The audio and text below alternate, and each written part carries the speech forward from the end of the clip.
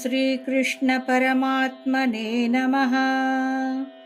ಪರಮಾತ್ಮನ ಕೃಪೆಗೆ ಪಾತ್ರರಾಗುವ ಸುಲಭವಾದ ಉಪಾಯಗಳು. ಮೊದಲನೆಯದಾಗಿ ಶ್ರೀಮದ್ ಭಗವದ್ಗೀತಾ ಪ್ರಚಾರದ ಮೂಲಕ.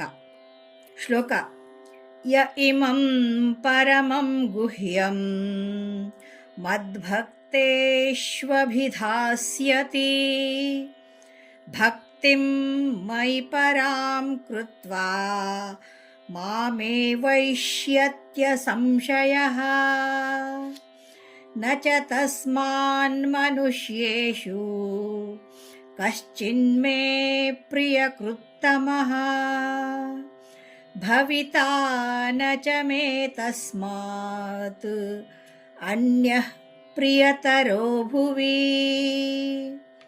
ಎರಡನೆಯದಾಗಿ ಗೀತಾ ಪಾರಾಯಣದ ಮೂಲಕ. ಅಧ್ಯೇಷ್ಯತೆ ಚ ಇಮಂ ಧರ್ಮ್ಯಂ ಸಂವಾದಮಾವಯೋಃ ಜ್ಞಾನಯಜ್ಞೇನ ತೇನಾಹಂ ಇಷ್ಟಸ್ಯಾಮಿತಿ ಮೇ ಮತಿಃ.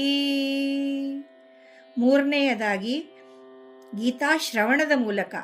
ಶ್ರದ್ಧಾವಾನನಸೂಯಶ್ಚ ಶೃಣುಯಾದಪಿ ಯೋ ನರಃ ಸೋಪಿ ಮುಕ್ತಃ ಶುಭಾನ್ ಲೋಕಾನ್ ಪ್ರಾಪ್ನುಯಾತ್ ಪುಣ್ಯಕರ್ಮಣಾಂ. ಹರಿ ಓಂ. ಶ್ರೀ ಗುರುಭ್ಯೋ ನಮಃ.